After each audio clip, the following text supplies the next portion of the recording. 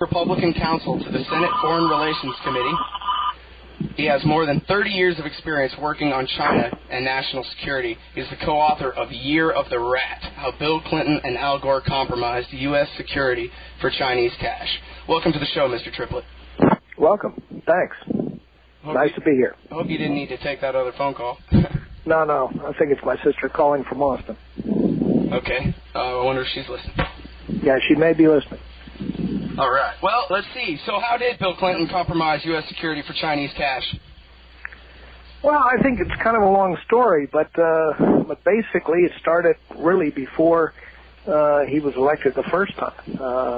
He was in trouble trying to get elected the summer of 1992, and he needed money, so he took a ride in a limousine with James Riotti, and pretty soon after that, a whole cascade of illegal money came into the Clinton campaign and to the DNC.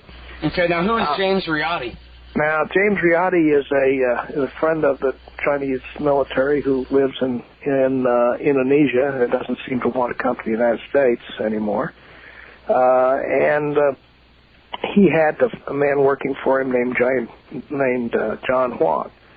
And John Huang was the guy who hit the newspapers mostly, as well as Riotti. So Huang later told the FBI that he had walked around to various places in the United States in the 1992 campaign with pockets full of cash. All of this is all illegal, and that given campaign donations all over the place. Okay, so So it started, what I'm trying to say is, it started before the man was even elected the first time. And after that, sorry, got caught in my throat. After that, he appointed John Huang to the Commerce Department and he took even more money and so forth and so on. Then some interesting high technology deals took place on Clinton's watch. What's the connection between the Riottis and China? Well, the Riottis are ethnic Chinese, even though they live in Indonesia, and they have business deals with China. In particular, they have business deals with organizations that are connected to the Chinese military intelligence, essentially front groups, shall we say.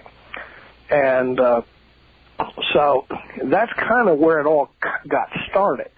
And ultimately, some things happened. Some American companies were encouraged to do the wrong kind of business with the Chinese military, and they've been fined and convicted and all that sort of thing. A lot of the satellite business that happened on Clinton's watch assisted the Chinese intercontinental rocket program. Now, correct me if I'm wrong, because it's been a few years, but I believe I remember that when you and Mr. Timperlake's book, Year of the Rat, came out originally, that was before the story had really broken about the missile technology transfers, correct? Well, it's sort of in the middle, to be honest. We assisted the New York Times in this program. They did a good job of reporting all of this, and in fact, they won a Pulitzer Prize for doing it. That was Jeff Gertz at the New York Times. That was Jeff Gertz, that's right. And in fact, at one point, the New York Times had a picture of a Chinese general who was in the middle of all of this, and of course, we supplied the picture. So it was a case of where we assisted the press in its operation, and then we took it further in the book Year of the Rat. I mean, at the end of the day, one of the American companies that got into this thing over its head lost about $500 million for its taxpayers because, I mean, it's investors, shareholders, because it got involved with the Chinese in with a satellite that ultimately couldn't go up, and they lost about that much money. Or their insurance companies did. It's not clear which. Was that Morale or that was Hughes? No, that was Hughes. Yeah, they lost about $500 million. I mean, this is just, we got the satellite stopped after it had been in construction for a while. Then also, of course, McDonnell Douglas, which was then later bought up by Boeing. It got into trouble because McDonnell Douglas had sold a machine tool factory in Indianapolis to the Chinese military. Remind me, please, sir. I think I remember you guys making quite a big deal about that in your book, that they had moved an entire plant. And what was so important about that? Well, the thing that was so important about the plant was that it made everything that sort of we have in the aerospace business. It made the parts for the F-15 fighter. It made parts for the B-1 bomber. It made parts for our number one transport. It made parts for the Minuteman missile program. Here somewhere in my home office, I've got the blueprints for the factory, and it says Minuteman assembly point here. And so they learned how we put all this stuff together, and then they bought all the machinery that we used to make this. And they knew how it was put, how it was assembled, and what point, what went, tab A went into slot G, and all that sort of thing. So they got into trouble. Laurel, of course, is famous for getting into trouble. Hughes lost a pile of money, and they all got, all had to pay 5-6 guys. So all of this happened on Clinton's watch. Well, when you say they got in trouble, were they getting in trouble on Clinton's watch? Well, that's right.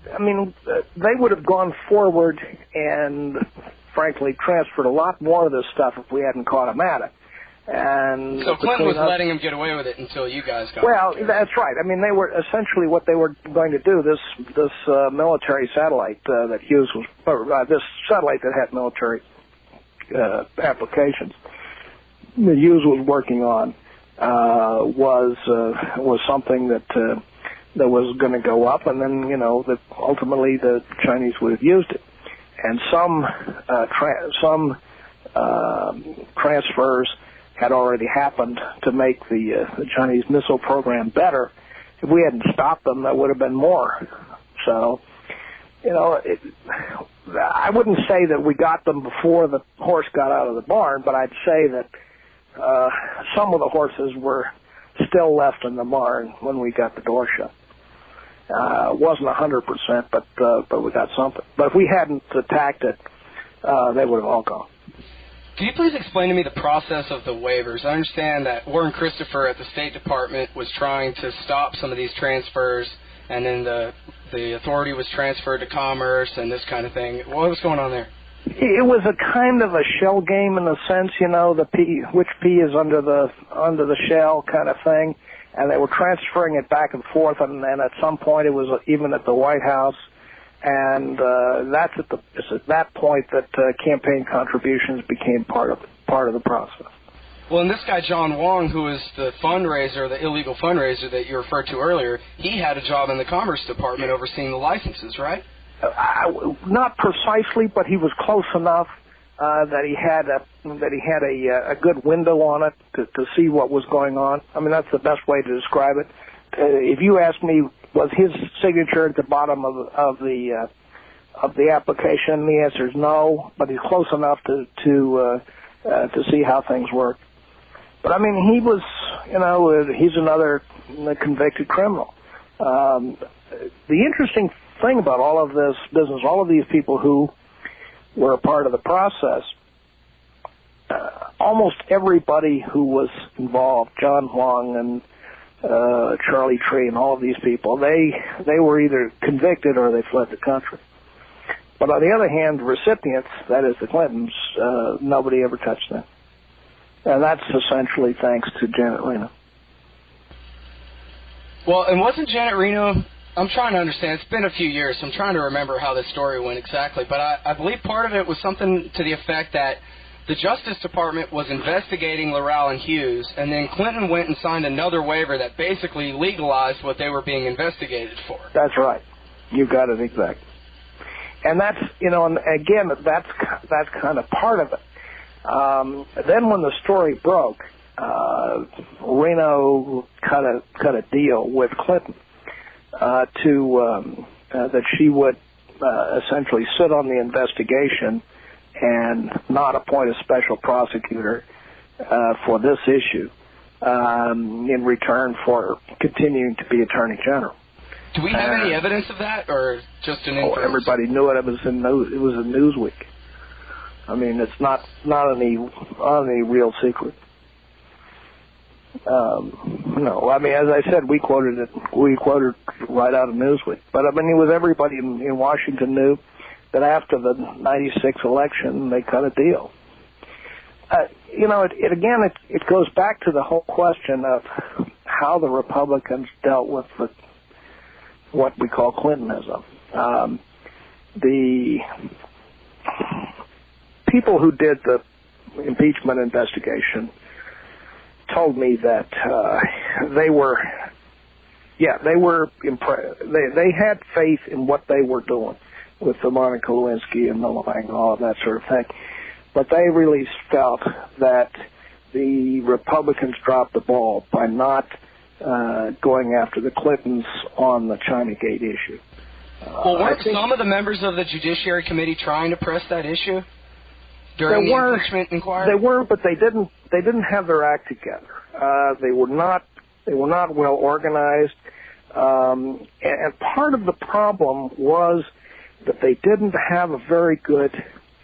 The investigation of the China's espionage and so forth situation was very, very poor. And what happened was the committees were dependent on the FBI to do the investigations of Chinese espionage and penetration of the government. And as we now know, because of the Leon case and so forth in California, that they weren't competent. They were penetrated themselves, and they just didn't have their act together. It's unfortunate, but that's the way it is. That's one of the most interesting parts of the story to me, is how the investigation ended up unfolding once. If I remember right, it was about halfway through the Monica Lewinsky shenanigans that the story about the China missile technology transfers broke in the New York Times, and then there was a committee investigating in secret the espionage and the missile technology transfers the whole time that the impeachment was going on, right? Right, that was the Cox Committee.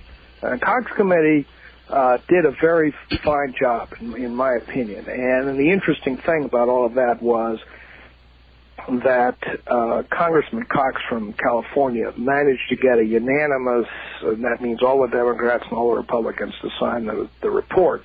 And this is on the high technology aspect. Now, some people suggest that the reason Cox got the Democrats to agree is because he agreed not to lead into the Clintons. But if you read what was going on, it'd be pretty hard to avoid the Clintons. But again, if I could kind of go back to sort of where we are now with the Leon case, and then I have a reason for that, because the American Spectator is coming out with a cover story on the Leon case that, to be honest, I wrote. It's coming out this weekend.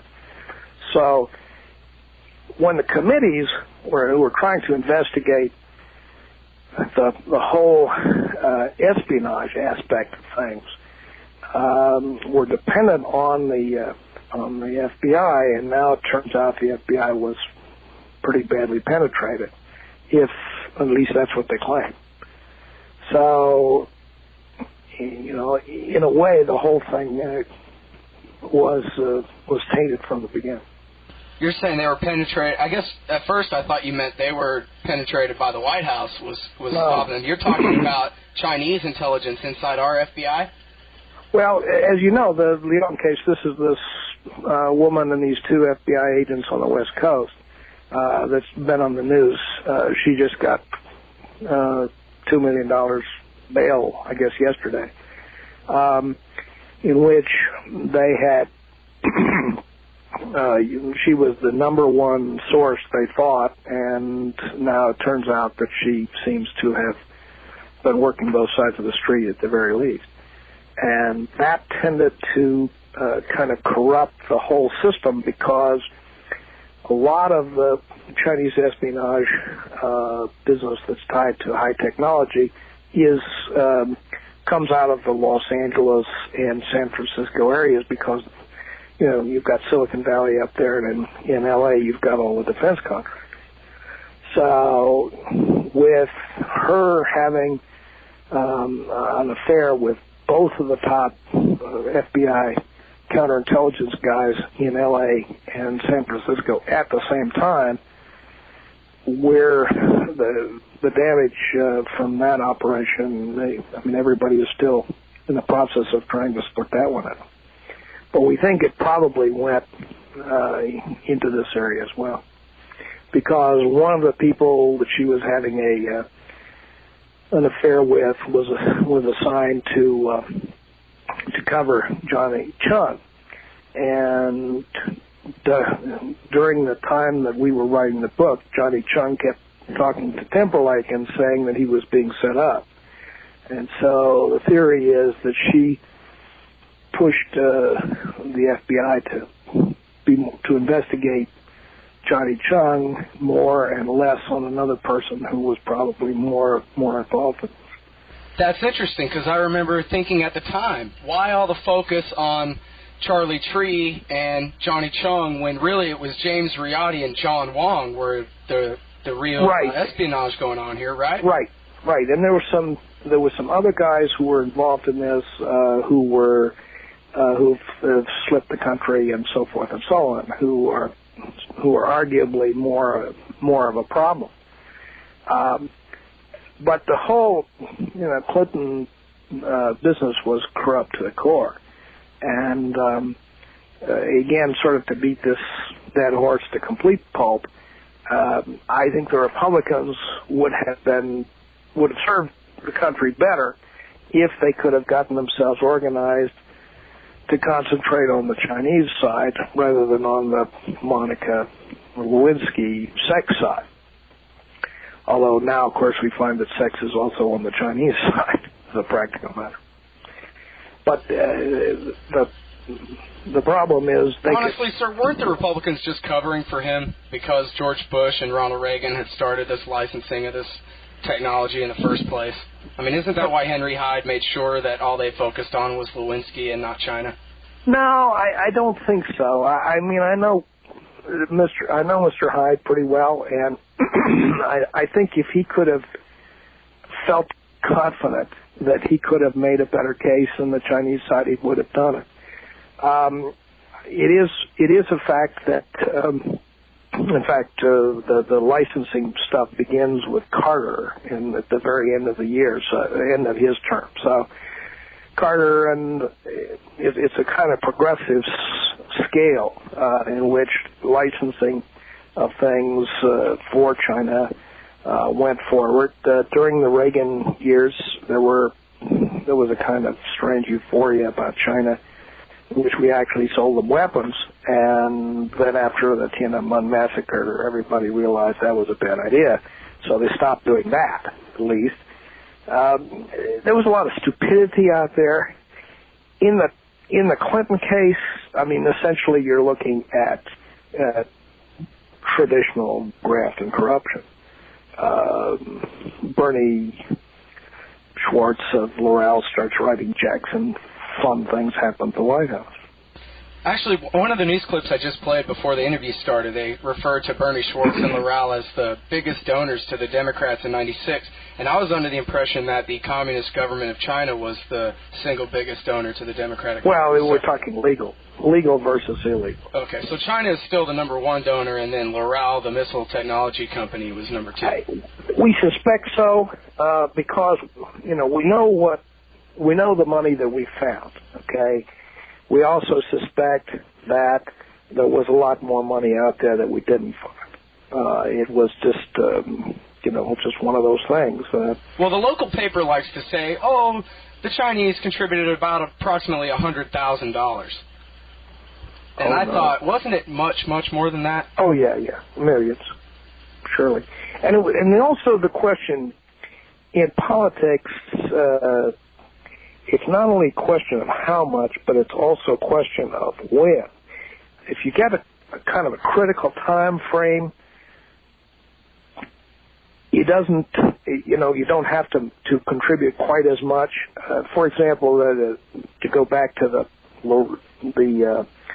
limousine ride that Bill Clinton took with James Riotti in August of '92. I mean, the guy was running out of money, and that was a critical time. And yeah, there were probably people who gave more money earlier or later or whatever. But if it's you're right on the knife point, if you're with me, then you're then it has a bigger impact. And again, we have the difficulty that even though I think Timperlake and I certainly did the best job of anybody, to be not quite modest about it, in uncovering this, the one thing we knew is we didn't get it all. I mean, that's the first thing I can tell you. That there's a lot more out there that we never got. I mean, it was so blatant. I mean, the head of Chinese military intelligence in the summer of '96 said to Johnny Chung, we like your president, meaning Clinton, and we want him reelected, and here's $300,000 in illegal campaign contributions to make it happen. I mean, that's just one instance on one night and one guy. And so we're sure that there was more. Wasn't Riotti's bank tied into Madison Guaranty Savings and Loan back in Arkansas? I think it was. Yeah, because Riotti passed through the Arkansas business, as you know, early on in the game. So, from that standpoint, at least, it goes back quite a distance. But it's sort of the difference between sort of a low boil, if you know what I mean, and then really turning up the tap. I mean, it really turns up the tap in '92. And then it goes on in '96 and so forth and so on. When you're talking about the Cox Committee investigating during the impeachment, then after the impeachment was over and the Cox Committee issued their report, which you said he struck a deal where he had to cut out all the bad stuff about Well, that's the rumor. I mean, that's the rumor, yeah. Well, and I have the Cox Committee report, and it doesn't talk about Clinton signing waivers or transferring the jurisdiction to the Commerce Department or anything. The whole focus is on Chinese trying to spy on us, not us cooperating with them. And I just, and then after that, they went and blamed it all on one poor Taiwanese guy at Los Alamos, right? Well, and that thing there with regard to Dr. Lee, that's really murky. I'm not sure what we'll ever find out about what he was up to and whether he was clean or not. As I said, that's totally murky. But if you have the Cox report at the back of it, you will see that there's very severe criticism of the Chinese and the China analysts at the CIA. Now, at some point, I think it may have been in '98, the situation got so bad that a couple of those analysts had to testify before a grand jury. I believe it was in Seattle. So, I mean, you have this sort of unique situation in the Clinton administration where, the First Lady of the United States has to testify before a grand jury. The CIA analysts who are supposed to tell us what is going on or be the first line of defense against a country that's pointing ballistic missiles at us, those people have to testify before a grand jury. And all sorts of people who were associated with Chinese military intelligence, directly or indirectly, through cutouts, these people are all convicted. So, for making illegal campaign contributions to Clinton. So it becomes almost just a mess. And I mean, that's why, well, this isn't Chinese certainly, when you get into the whole way they went out of office, granting pardons to drug dealers and, sneaking the White House furniture under their coats or whatever it is they did, it's all part of the same sort of thing. And yet, and then she may, of course, become president of the United States, as we all know. It's conceivably possible. Well, and on the Wen-Ho Lee thing, I just want to finish that up real quick. They dropped 98 charges against him, and he pled guilty to accidentally leaving files on a computer that wasn't even connected to anything anyway, right? I mean, they held him in solitary confinement for 9 months, and then they let him go, dropped to 99 charges of espionage against him. I'll be honest with you. When I look at the Wen-Ho Lee case, it's totally murky. I mean, the only thing that I think that everybody who's looked at it agrees is that the FBI made a total, colossal, horrible mess of it. And whether it's a mess from the standpoint of harassing an innocent guy, or more or less innocent guy, or whether, in fact, he was up to other things and they couldn't prove it, nobody really knows. I mean, and unfortunately, that goes along with the whole problem of having to deal of how the FBI deals with Chinese espionage, namely not very well. How the CIA analysts deal with the Chinese, not very well. So it's all part of the same problem. So either Dr. Lee was dreadfully mistreated, or on the other hand, the FBI lost its case. It's hard to say. In your second book that you wrote with Mr. Timperlake, Red Dragon Rising, you guys really make the case that China is an incredibly serious threat to the United States. Is that right? Well, there's no doubt about that. I mean, I think from the standpoint of, you just start with ballistic missiles. So you've got a Chinese general who is the head of Chinese military intelligence who threatened to incinerate Los Angeles. I was going to ask you about that. Pardon me for interrupting you. But yeah, sure. I don't know if you have your timeline out in front of you, but I wanted to know if you know the proximity of time between that statement that, maybe like a mushroom cloud over L.A., when he said that, how long after that did Clinton sign another waiver transfer missile technology? Well, he was signing waivers all the way along. So it's a question of, are you asking me when he signed the Hughes waiver or when he signed the Morrell? I'm asking basically, when that Chinese general talked about nuking Los Angeles, did that stop Clinton, or did that slow him down at all? All in the same time frame. All in the same time frame. Yeah. Okay, I'm sorry. Please continue with that. No. I mean, as I said, all of these waivers, so that it's not just one waiver. There's a whole series of these things. And again, until we, blew the whistle on it, got it stopped. So it's the depth of the corruption here is kind of bottomless. And as I said, it's sort of all. So you wouldn't be surprised if in the middle of this game that he's, for campaign contributions, he's making these waivers that ultimately help the Chinese missile program. So you're not surprised at the end of the game, as he goes out the door, he signs a get out of jail free card to a drug dealer. So or a series of them. So you have, I mean, it's all part of the same, corruption box. I mean, anything goes with those people.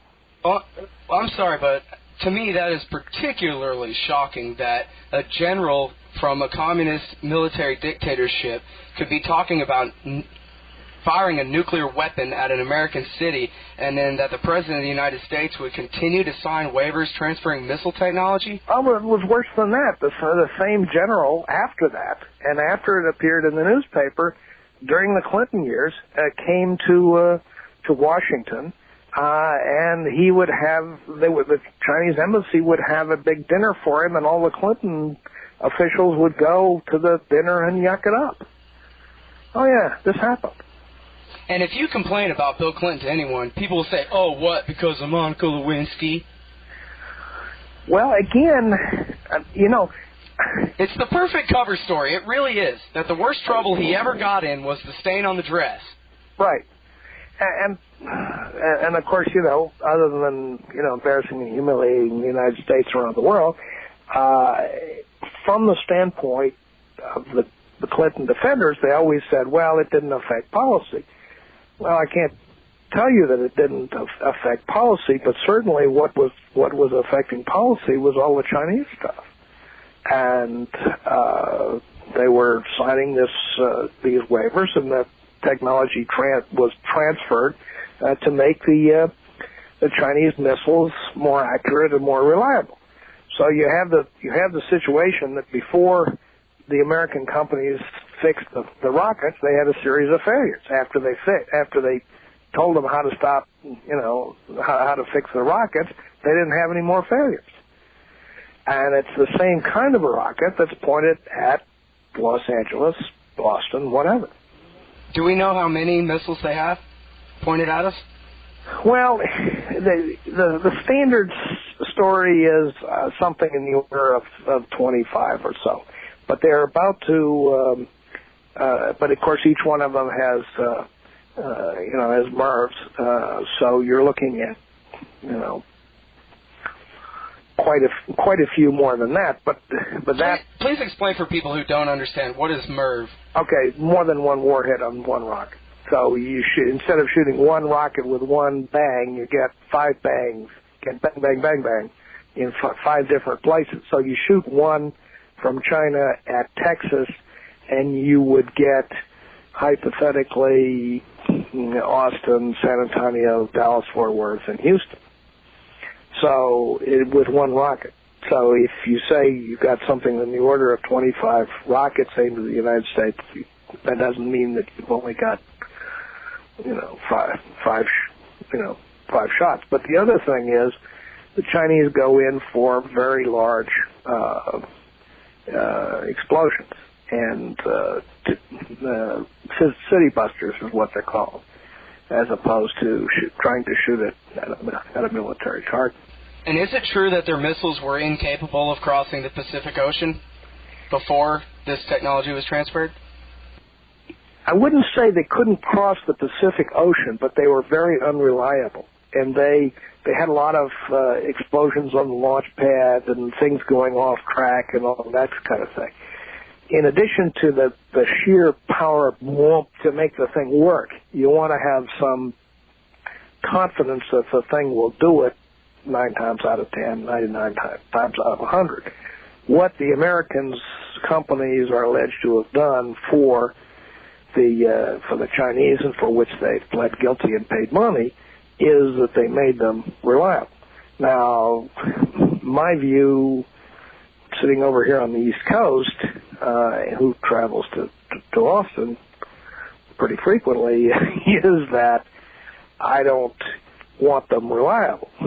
I would like them to blow up on the launch pad, wouldn't you? I would very much prefer they blow up on the launch pad, sir. Right. I mean, and so, so you look at all of this thing that went on, and you have a direct threat against the basic security of the United States.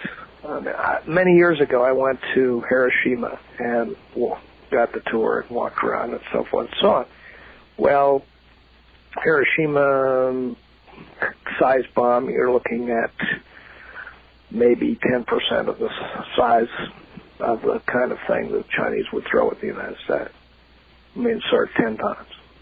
I mean, a thing of that nature, if it landed on the Baton Ridge at across the town lake in Austin, well, you get clear south, not quite to Buda, but down there, and then you get up to Rolling Rock. Or Round Rock, yeah. Round Rock. That's a big explosion. What are we talking about? A couple of 100 megatons? Well, I mean, yeah, something in that area. I mean, you just by the time you have blast and fallout, so I mean it would take out the whole metropolitan area. So where do you stand on overall China policy then? Are you for a confrontational approach or? Well, I think basically we have to protect American interests. That's for sure. And protecting American interests we start by making certain that we do not help them get better militarily. I mean, before you start on the confrontation thing, I think that's the first thing that you have to start with. And we're making some progress there. Perhaps not as 100% as I would like, but certainly we're making some progress. A lot of things that were going on in the Clinton era just stopped when Bush took over. So that at least we have something going.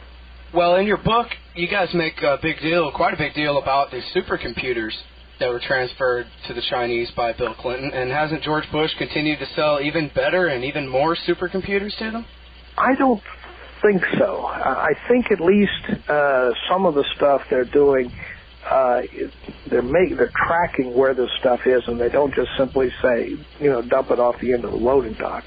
Okay, well, I thought I had heard something about that, and I went ahead and typed in Bush and supercomputers in my Google engine before I came here today. And I found about, 200-something articles about Bush continuing to sell supercomputers to China. The first one was the LA Times from January the 3rd, 2002, and that there are more powerful supercomputers, and that he sold even more than Clinton ever did. Well, that's certainly bad news. I did not know. What I knew was that they had not only sold what was the supercomputer at the time, but they also didn't track where it went. And the same, of course, was true for the famous machine tool case from Indianapolis, or Columbus, Ohio. So, if they're selling supercomputers to the Chinese, I'm not happy about it, but I hope at least that they're tracking, because that's what the Clintons didn't do. I mean, they would just send something off and it would go anywhere. Okay, well, what's the difference between a legitimate use for a supercomputer and an illegitimate use for a supercomputer?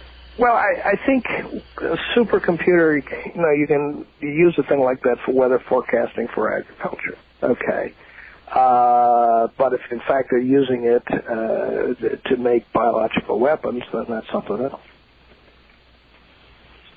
But if they have some effort to control where it's going, so-called end-user certificates and that sort of thing, it's not. I'm not as happy as I would like to be, but on the other hand, it's better than it was. Are you going to look into this further and see whether they're tracking these computers? Oh, yeah, we will. I greatly look forward to hearing your results there. Because, to be honest, I mean, I read on your book here that you serve for the Republicans in the Senate and that kind of thing, and I just wonder whether you'll really be as hard on George Bush as you were on Bill Clinton, assuming he deserves it. A lot of the things that Bush has been doing with regard to the Chinese are particularly useful, I think, in some ways. I mean, for example, the first thing he did in the spring of 2001 was lay down a marker on Taiwan. And that, I think, is a thing, certainly, that Clinton would never have done. And he's offered to sell Taiwan the kind of early warning radar and so forth that it needs that the Clintons would never have done.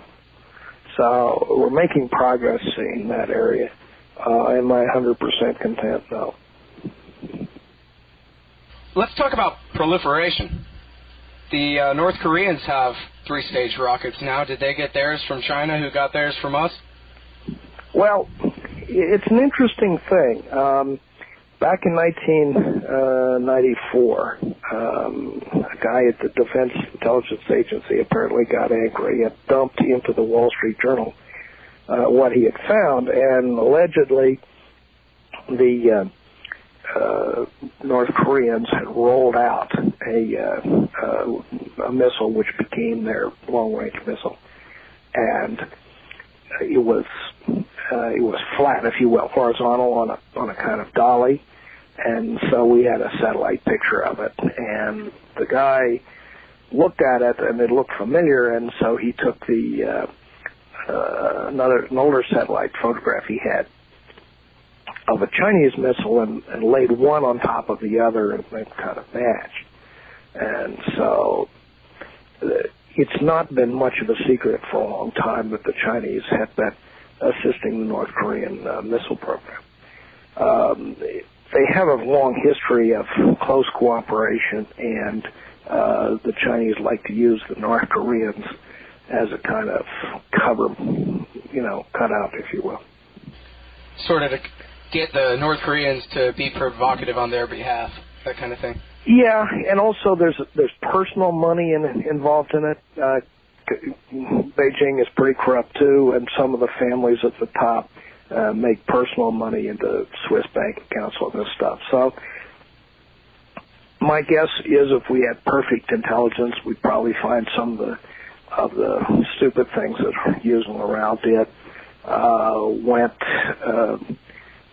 through the system to the Chinese, to the North Koreans, and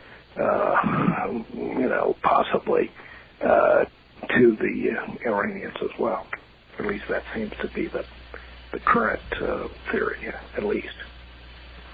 Is there any truth to the accusation that the arms race in India and Pakistan is in any way related to the increase in China's capability?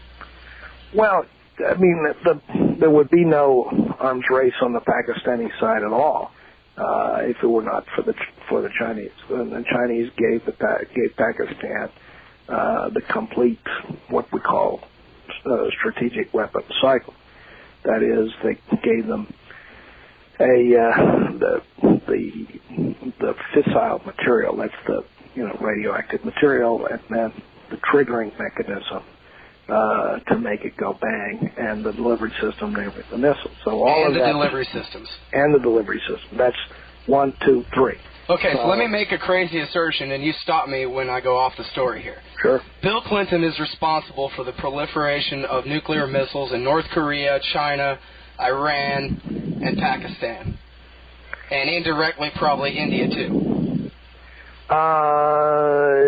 Not to India. The Indian stuff is indigenous, but in response to Pakistan. Well, okay, that makes sense. Okay, I understand.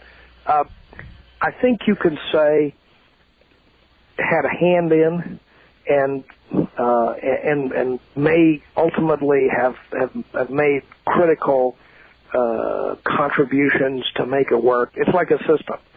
You have to have if you have a line of sort of 20 things, if number 17 doesn't work, then the whole thing fails. What Clinton and his sort of generalized corruption did was to make sure the whole string worked. And I think you could say that probably there was a pass-through of this kind of technology know-how that went from A to B to C to Z. And do we have perfect intelligence on it? No, but I think it's probably, if we did, the answer would be yes. I mean, that's kind of a long way of saying mostly yes. Okay, well, I was hoping you were going to say, no, you're being silly, but I guess not. Well, I mean, Timperlake and I, lie awake at night staring at the ceiling worrying about stuff like this. And, of course, the thing they're now worried about, which, of course, Iran's in the paper, but the thing they're now worried about is Libya. That's not in the paper yet, but it will be. That Libya's getting technology from who? Chinese, North Koreans, that sort of way. Are you sure that's not just propaganda against the last of the rogue states to set up for war against them, too? I don't think so. So you have the intelligence as well. Well, I mean, there's some of it is in Red Dragon Rising. Yeah. Sorry, it's been a couple years since I read it. Yeah, trust me, it is. It's in there. But, again, there's a question of, to make this topical, what happens if she becomes president of the United States? I'm going to ask you this. I mean, do you think they've learned anything? Do you think that they thought, oh, gee, we made a lot of mistakes, we're never going to do that again? No, I think they've learned that we love it, and that we can't wait to live in Soviet America, and that she's going to do everything she can to grant us our wish. Well, she's making progress. That's for sure. Okay, I want to say something crazy again. I always thought it was fun about the Clinton scandals, how they all tied together, how the Lipo Bank, owned by the Chinese Communist government, or half-owned, was partners in the Madison Guarantee Savings and Loan, how Bill Clinton would meet his drug-dealing partners at Charlie Tree's Chinese restaurant in Little Rock, how John Wong and James Riotti were sitting on the couch next to him watching Waco burn on the big screen TV. Right. It's all connected together. It's like this guy, he can't even keep his conspiracies apart from each other. Yeah, I mean, there's an old African-American spiritual, the leg bone is connected to the thigh bone, and et cetera. Well, this is essentially what you have in the way of corruption. And it's not only, all of these things, specifically, like, the Riottis watching the American children being burned to death in Waco. You ultimately, as I said, get to the last day in which Clinton's in office and he pardons a bunch of drug dealers. Now, which drug dealers are we talking about? You've said that a few times now. Which No, you're talking about, Mark Rich and all those people. Right, we're not talking about the guy that sells bags on the corner. We're talking about international the big guys. drug the big guys. Yeah, bags in the corner. He can't contribute enough. But I mean, you're talking about Mark Rich and that whole disaster and the whole question of how much of the White House furniture and china and silverware or whatever that they walked out with a moving van that they had to return. I mean, you get to the point where they don't think that any of the regular rules that apply to normal people apply to them. So if I had magical powers and I could make you a prosecutor and give you a grand jury, how long would it take you to secure an indictment against Bill Clinton on these charges? Oh, the problem, I mean, could you make a case? Wouldn't be hard. The problem, of course, is that there are enough people in America who want to be protective of the Clintons. Could you get an indictment? I don't know. But could you make a case? I think we did for a normal prosecution. But again, the Republicans weren't very competent, and Janet Reno wanted to make sure it didn't happen. So it didn't happen.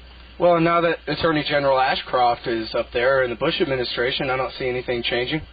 How come he's not appointing an independent prosecutor? I think, and we all talked about exactly this question. We think that a lot of it has to do with a conscious decision that the Bush administration made when it went into office. Essentially, they were going to pretend like the Clintons didn't exist, and that there was no break between him and his father. I mean, they talk about Bush 41 versus Bush 43 and all of that sort of thing, and try to ignore the existence of the Clintons like a bad dream that's never going to come back. Yeah, but we're supposed to have a rule of law where I don't care what the president wants to pretend. This guy was the president for 8 years, and if there's crimes that were committed that haven't been prosecuted, it's his job to prosecute them. I agree with you. If it were my decision, I would have gone after them on day one. But that was the decision they made. I don't think it was the correct one. I think it was a mistake because it's quite clear she's coming back. Have you communicated your concerns to the Bush administration? I mean, you're pretty tied in. Well, I mean, sure, I've talked to friends, but, they say particularly after 9/11, they just don't, they don't consider it that important. I mean, I think, frankly, that she's probably going to run for vice president in 2004. That's my guess. And if she doesn't win, become president in 2008. I mean, if you look at what she's doing and how she got herself onto the Senate Armed Services Committee, so people could say she had some experience with national security, it's quite clear she's doing step to become president of the United States. It's funny, too. You haven't said her name yet. It's just she, the fascist in the pink dress. Ah. Right. I mean, nobody needs to say otherwise. I mean, she dominates the Democratic Party. I mean, if you go to the website for the Washington Post today, there's a big story talking about how the Clintons not only dominate the Democratic Party still, I mean, it gets even more. So I think... Well, and they're already bad-mouthing the Democrats who are running. Seems they prefer that Bush Jr. win again so that she can run unopposed, basically, in 2008. Yeah, I think, the Republicans will have decent candidates in 2008. I don't know whether Mr. Cheney's health would be up to it, but certainly he would be considered a factor of some kind. Senator Frist of Tennessee is well thought of. And, we're not short of candidates. The Democrats right now are struggling. But, when they talk among themselves, they certainly blame the Clintons for dominating the news and knocking them off the air. Bill Clinton goes to some college and gives us a speech saying that he thinks the 22nd Amendment, which keeps him from being president again, should be repealed or modified so he can run again. Well, that just takes the whole press goes boom, and nobody pays attention to the legitimate Democrats who are running for office. So, as I said, the Bush administration made the decision to essentially pretend that the Clintons' era never existed. I think that's a mistake, but there's not much I can do about it. Well, except you could write another book. Yeah, well, I might write a book about North Korea. That's a subject that's significant these days. All right, and with that, we're going to have to let you go. We're about out of time. Okay. Thank you so much for joining us on the air today. This has been an interview with William C. Triplett II, co-author of Year of the Rat, How Bill Clinton and Al Gore Compromised U.S. Security for Chinese Cash. And he also, with Edward Timperlake, co-wrote Red Dragon Rising. Thank you so much for joining us on the air today, sir. Thank you. Bye-bye. All right. So when somebody says I was an embarrassment to the country, I say it depends on what the meaning of was is, jerk. You owe me $200,000.